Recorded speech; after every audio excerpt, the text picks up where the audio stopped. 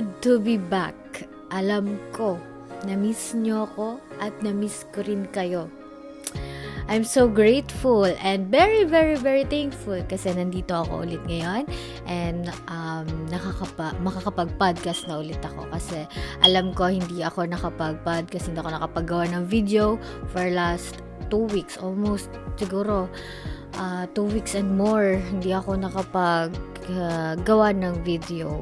And yun, I'm here na ulit. Okay, apakaganda ng topic natin ngayon.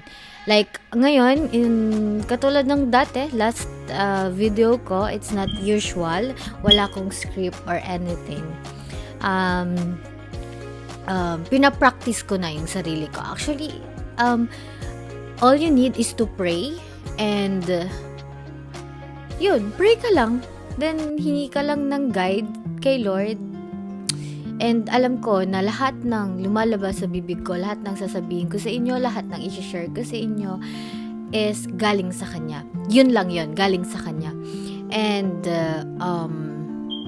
wala akong ibang i-share sa inyo kundi ang salita niya, ang mabubuting gawa niya.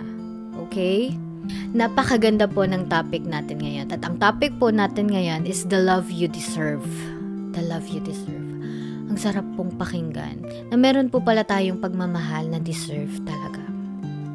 And lahat po ng sasabihin ko ngayon, lahat po ng i-share ko ngayon is based on my experience. Gusto ko lang pong ma-inspire kayo kung paano ko nalaman at nakita ang tunay na pagmamahal at ang deserve kong pagmamahal. So, if you enjoy this video, please share it, like it, and comment. And I will appreciate it, guys. So, let's get right to this video. I'm in the story of Isaac and Rebecca. Napakaganda po ng story nila. And, nakakatuwa po kasi si Abraham po, inutusan niya yung servant niya para ihanap ng maayos na partner yung anak niya. Para po magkaroon ng partner si Isaac.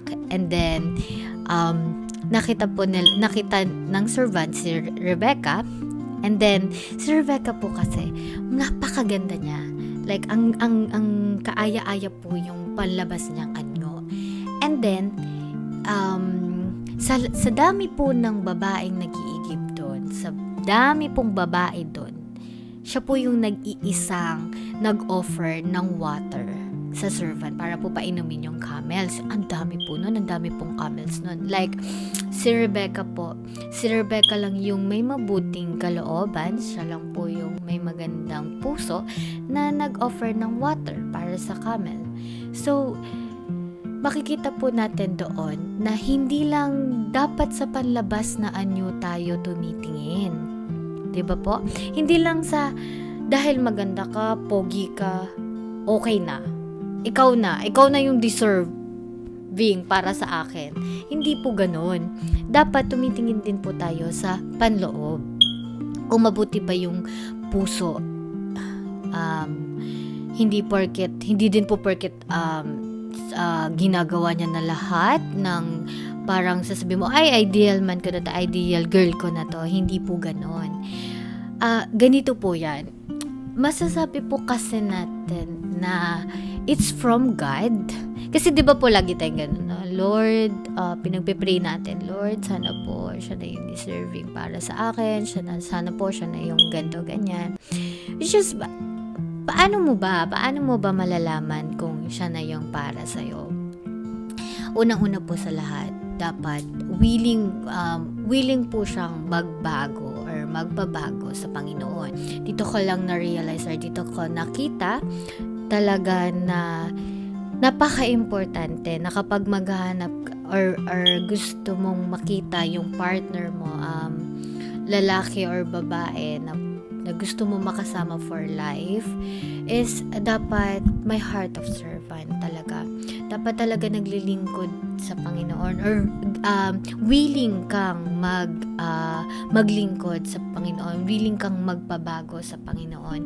Dahil ayun kasi yung sabi sa Bible, dapat parehas kayo na naglilingkod sa Panginoon. Dahil kung hindi kayo parehas na naglilingkod, hindi siya yung kalooban ng Diyos. Okay? As a believer, napakasarap sa pakiramdam na ang partner mo is naglilingkod sa Panginoon. Dahil parehas kayo na nag-grow and parehas kayo na nagkakaroon ng deep relationship sa Kanya. And nag-help kayo each other na maging close sa Panginoon, 'di ba? Dahil ako na-experience ko na yan dati sa mga past relationship ko na unang-una sa lahat hindi sila believer katulad ko, and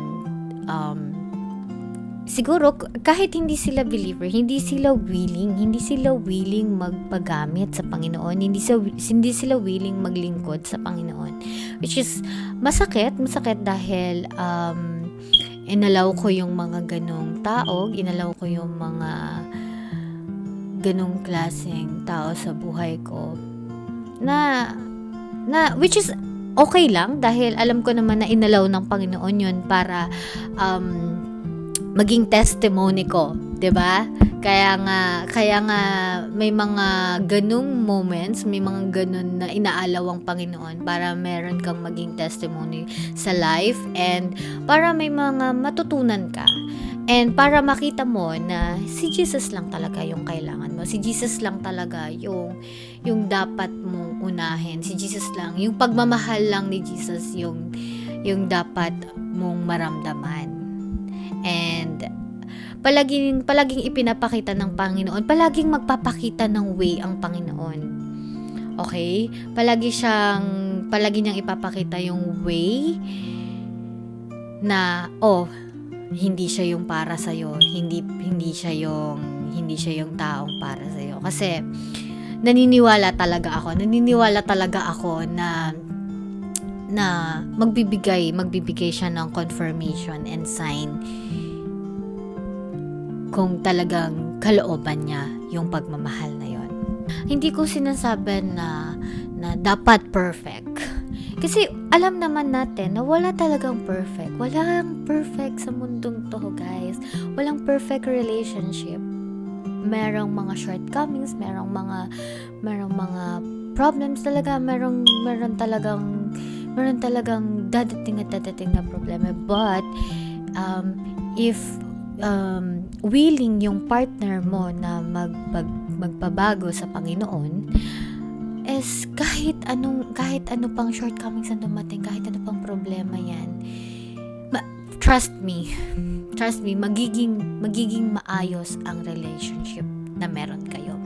Magiging maayos yung relasyon na meron kayo. Once kasi na napakaganda ng kalooban mo, maganda yung puso mo, ino-honor mo siya, ino-honor ka niya, napakasarap sa pakiramdam na wala ka, payapa. Napakapayapa po talaga kapag sinenter nyo ang Panginoon sa inyong relationship. And na-realize ko lang, guys, na kapag talaga galing yung relationship kay God, wala ka nang dapat ipilit, wala ka nang dapat isipin, wala ka nang dapat i-worry, wala ka nang dapat ikatakot. Like, yung servant, pinagpaalam niya si Rebecca dun sa mga magulang. Like, alam nyo ba, na yung mga magulang is, binless pa si Rebecca. Like, si Lord talaga yung gumawa ng way. Like, wala nang pinilit. Kasi nakita ng mga magulang ni Rebecca na it's from God. So, alam nyo yun, walang alinlangan. Sa halip binless pa nila si Rebecca. Diba? Ganun kabuti ang Panginoon. Ganun niya pinapakita. Ganun siya gumagawa ng way. kapag alam mo na galing sa kanya. And yun, na-realize ko lang na dapat ganun din tayo, ganun din dapat kayo, na kapag hahanap kayo ng partner talaga is dapat talaga mabuti yung kalooban, and palagi lang dapat kayong magtitiwala sa kanya, palagi lang kayong magtitiwala sa Panginoon na palagi siyang magbibigay ng way. Siya na yung bahala. Yun, siya na yung bahala.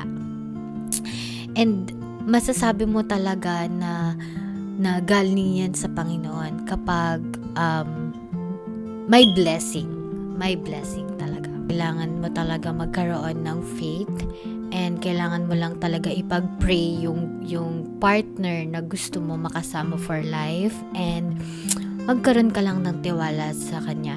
Magkaroon ka lang ng tiwala sa Panginoon na walang imposible sa Panginoon. He will make a way, and lahat ng favor, kapag siya yung nagbigay, talagang walang makakapikil.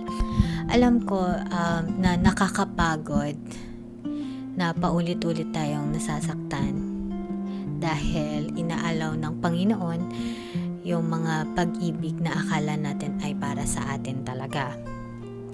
Meron pa nga na umaabot ng ilang taon bago mo malaman at bago ipakita sa'yo ng Panginoon na hindi pala siya yung para sa'yo, na hindi pala yun yung pag-ibig na para sa'yo.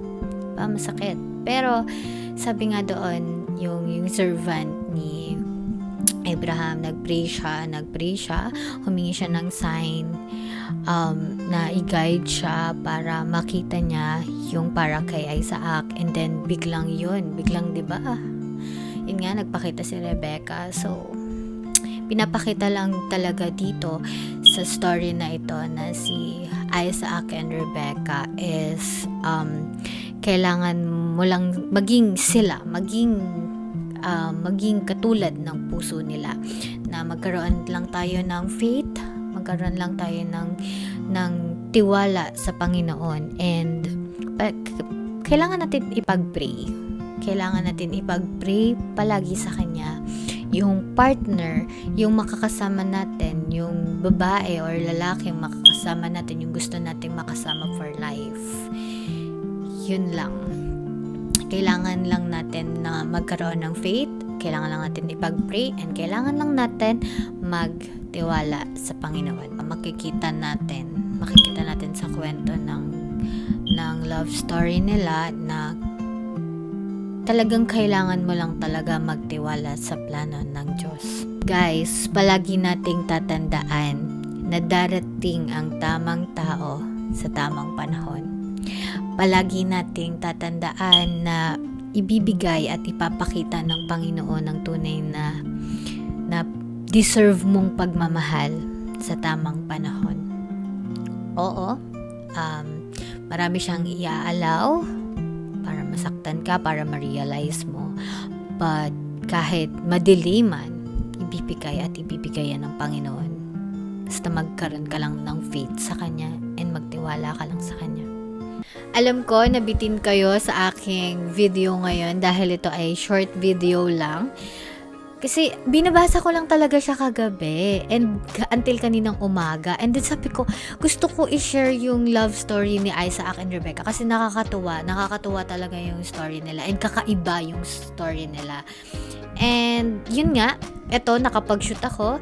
I'm so very blessed, sobrang blessed ako dahil binigyan ako ng time and pagkakataon para ma-share sa inyo and ma-inspire ko kayo kung gaano kabuti at kung gaano tayo kamahal ng Panginoon. So, yun, nagpray lang talaga ako.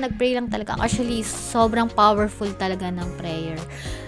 Like, yun nga, sabi ko lang sa kanya, i-guide niya lang talaga ako and lahat ng sasabihin ko is galing talaga sa kanya. Yun.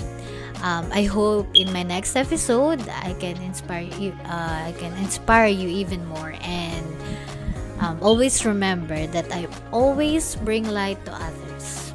Thank you so much.